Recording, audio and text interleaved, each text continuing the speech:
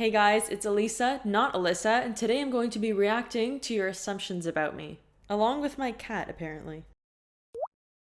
If you follow me on Instagram, then you probably saw the stories where I asked you to send me your assumptions and that I would respond to them in this video, so here we are. Obviously, I have a very small following. I have a small amount of subscribers on YouTube and a very small amount of followers on Instagram, but I wanted to react to the ones that you did send me. If you do want to follow me on Instagram, my handle is here, and here's an example of the mediocre pictures that I post. I do post on my story decently often, and whenever I do stuff like this related to my YouTube channel, deciding which video to do next and stuff like that, you will find it on Instagram because I am the most active there. Okay, so your assumptions about me. So obviously they're on my phone. Now, since a large part of my following is Italian, some of these will be in Italian, but I'll just translate them. Evie, you can't eat my microphone. The first person says, assuming is the art of the ignorant. I say go to the source with diplomacy. I think you missed the point of the exercise. So the first actual assumption, which is by Alessia, says in Italian, sei una persona precisa e ordinata, which means you're a very precise person and you're also very organized. I would say that I am extremely precise, especially when it comes to like artistic things. I'm very much a perfectionist. I like things to be just so, and I would say I'm quite organized with what I do, very precise. When it comes to cleanliness, I would say that when I'm very, very stressed and I feel like I don't have time to clean and do stuff like that, my house gets messy. But when I do have time, I do keep it clean as I possibly can. So I would say that you are correct. The next one's in Italian as well, and it says, almeno ho visto da Instagram sei la persona che sfrutta la bellezza della vita quotidiana.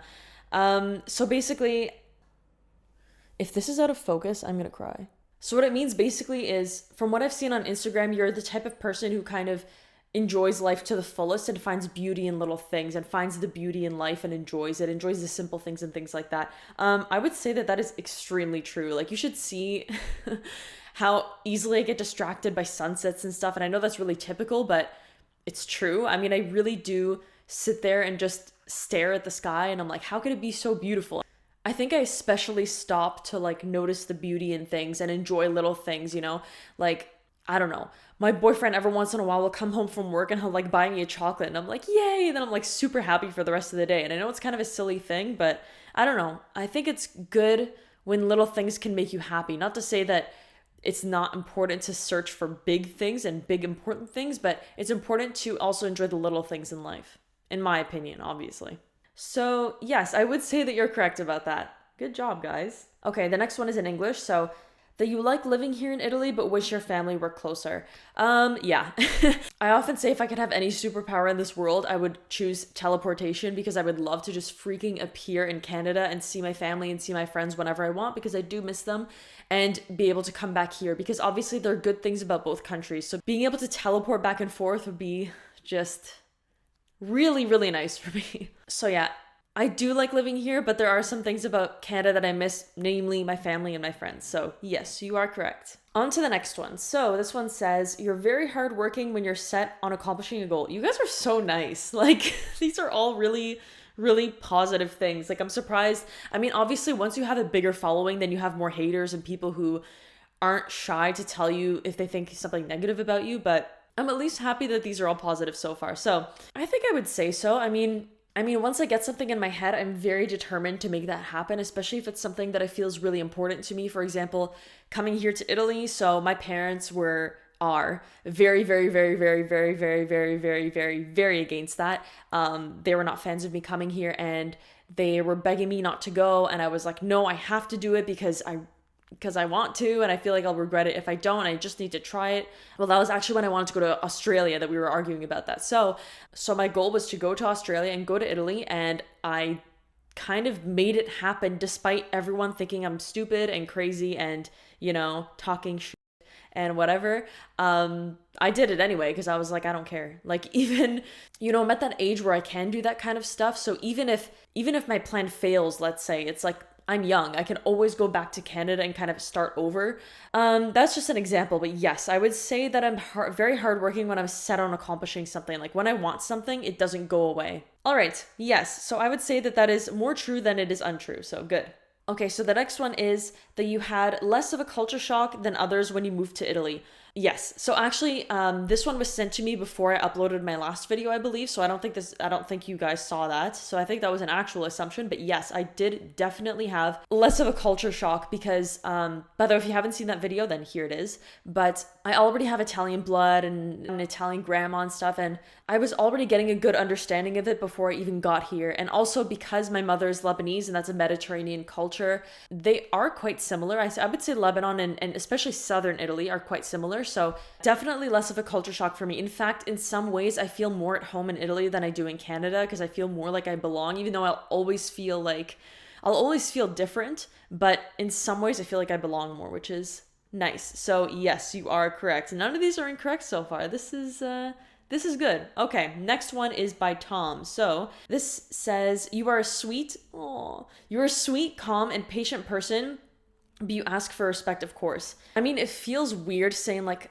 I'm sweet, I'm calm, like just saying like, oh, I'm so amazing. I would say that this is more true than it is untrue. Now, it depends on what I'm dealing with. So I would say this is actually really accurate. I am quite patient. Otherwise, I probably wouldn't be teaching for a living, but I would say I'm definitely patient. Depends on what it is. If I have to tell someone something a million times, then obviously I get a bit annoyed, but everyone has limits. Like you can't be patient forever. Sweet and calm. Calm depends. I mean, you guys don't see me when I'm like at home with my boyfriend or like at home with my family or whatever. Like I'm really silly. I act crazy. I like sing like a fool and just make a huge fool of myself, which you don't really see in my videos because my videos are usually the calmer, more not intellectual side of me, but like more relaxed side of me. Like I'm usually not doing something where I'm like jumping around, interacting with other people and stuff. So obviously there are parts of my personality that you guys don't see. So I would say that I am calm sometimes and I'm also really crazy sometimes. I would say that I go back and forth in terms of like my energy level. But you ask for respect, so I would say that's definitely true. I don't let people walk all over me. Maybe I have in the past, like when I was a teenager or something, but I don't anymore.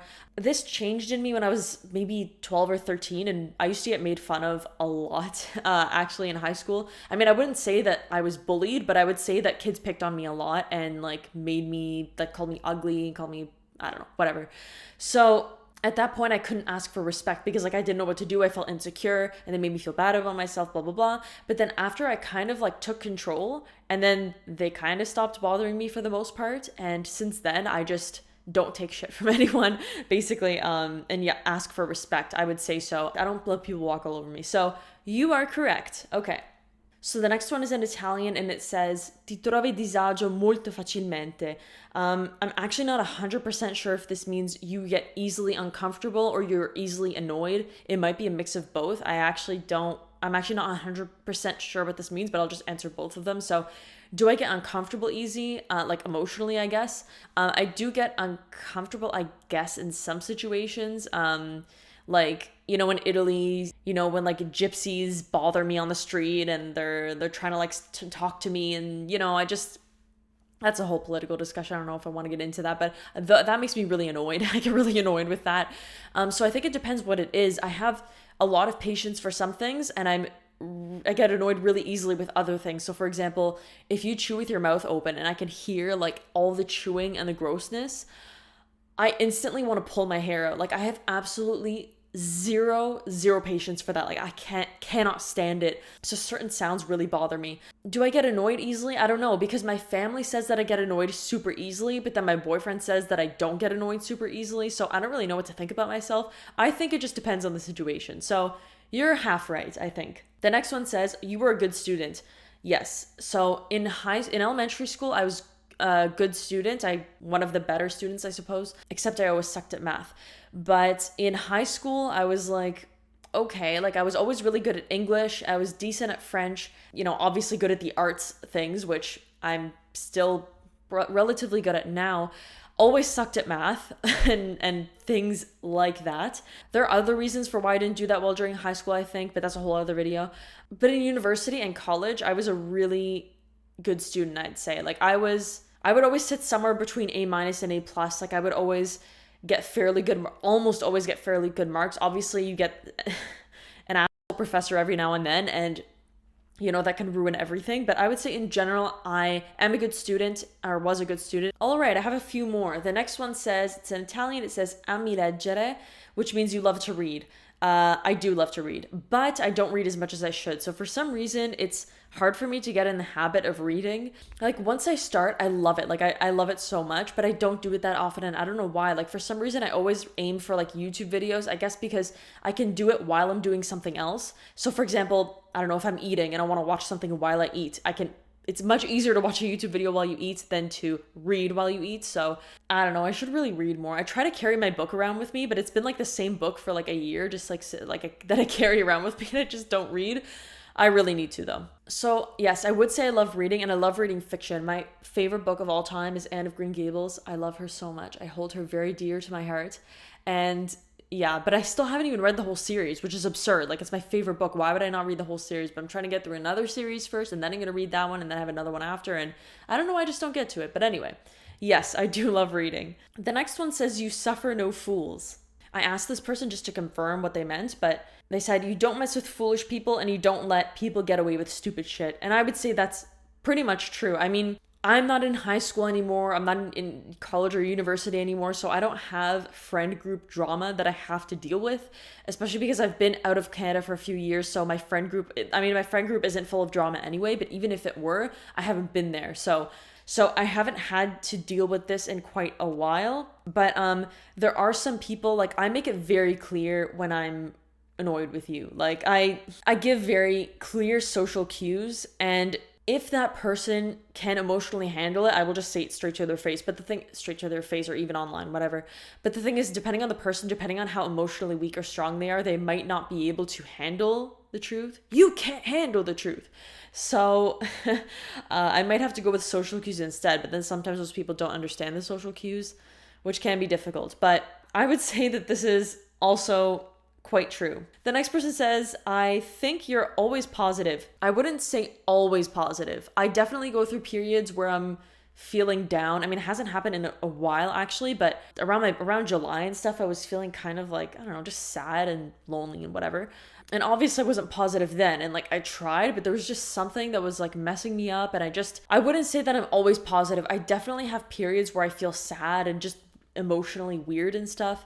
And that happens to everyone, of course, but I'm not a person that's excessively positive, even when it doesn't make sense. I try to be positive when I can, but I'm not positive to the point where it doesn't make sense anymore. I feel like people see me as a positive person because I do tend to smile a lot, and, when I'm in a good mood, like, you can feel that I'm in a good mood. So I don't know. I wouldn't say always positive. I would say you're mostly right. Obviously, when I'm, making YouTube videos, I'm doing it when I'm in a good mood. Or if I'm on Instagram, I'm usually doing it when I'm in a good mood. So I'd say that you see the more positive side of me. Or maybe not the most positive, but the like 85% positive side of me. Because if I'm like really, really happy, I'm like running around, acting like a fool, dancing around and making, I don't know, stuff like that. So maybe you'll see that side of me one day. There are just a couple left. So the next one says, you're a perfectionist.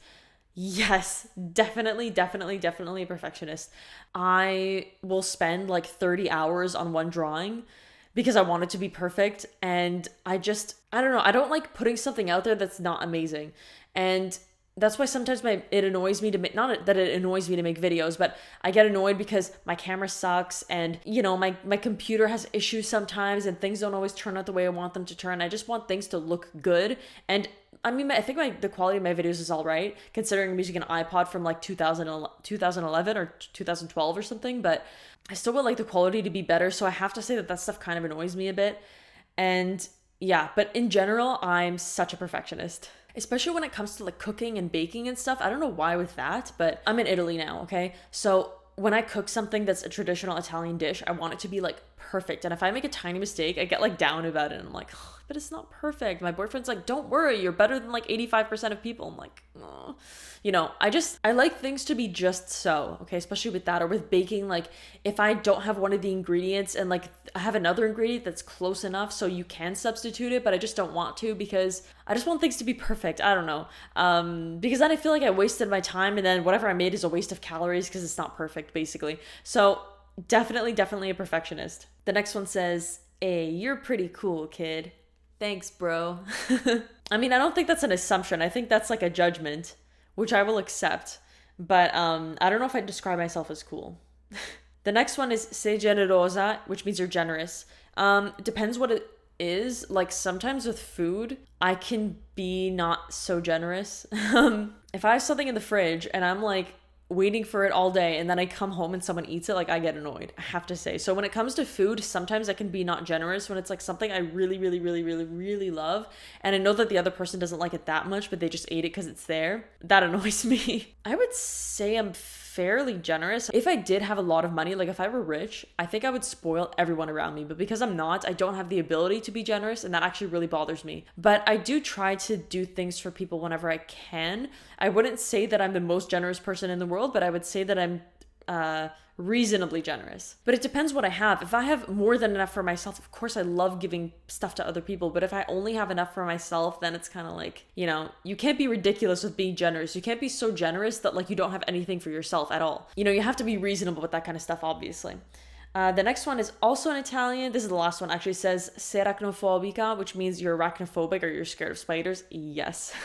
If you saw my video last week, I talked about spiders, the spiders I saw in Australia, and how scared I was and how much anxiety they give me and stuff like that. So I'm definitely very scared of spiders, and more scared than I used to be, actually. So yeah, that's all I got. So did I get a million of them? No, because as I said, my channel's small, but I just thought it would be an interesting opportunity for you guys to kind of get to know me better, at least the people that don't follow me on Instagram and don't see like day-to-day stuff that I post on my story. I don't know. I personally like watching these videos. I personally binge watched a lot of them, and I know it was in style like 3 weeks ago, and now it's kind of out of style, but I don't really care because I found it fun. Also, I like getting to know people, the people that I watch on YouTube, so I hope it's interesting for you guys to kind of get to know me a bit better. So yeah, so I hope you guys like these videos, and even if you see videos that are popular on YouTube or whatever, and you want to see that kind of thing from me for some reason, let me know. Write me a comment letting me know what you want to see, and I will let you see that. Let me know if you found this video interesting. So you guys were actually really accurate, and these were all obviously positive, as I said before, because when you have a small following, you don't have that many haters.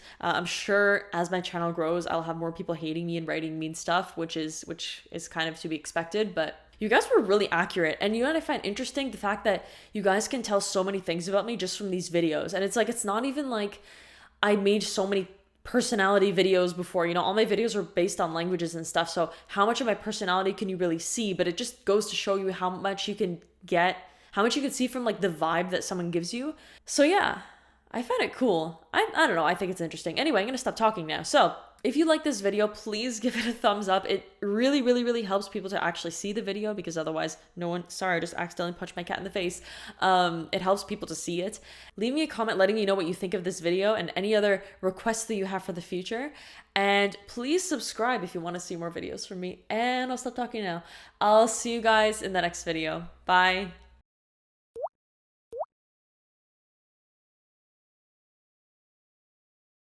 By the way, if you're curious to see my cat, here she is. By the way, I have a video on my cat in case you're interested, but here's my beautiful kitten. She's so cute and I love her. And she was sitting on me so nicely the whole time I was filming. I'm very proud of you.